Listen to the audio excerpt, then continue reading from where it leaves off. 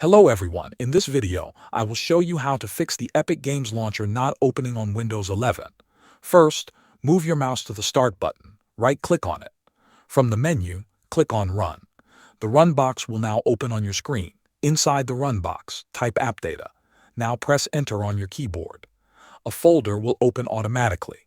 This is the App Data folder. From here, double-click on the folder named Local. Inside the local folder, scroll down until you find the folder called Epic Games Launcher. When you see it, double-click to open it. Now you are inside the Epic Games Launcher folder. Look for a folder named Saved and open it. Inside the saved folder, you will see several folders.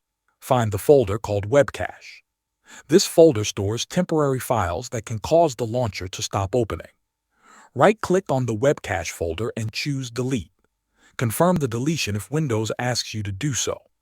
After deleting the Web Cache folder, close all open folders. Now restart your PC. This step is important so the changes apply correctly. Once your computer has restarted, try opening Epic Games Launcher again.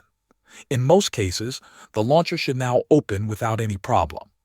If the Epic Games Launcher still does not open after this, the last step you can try is reinstalling the launcher.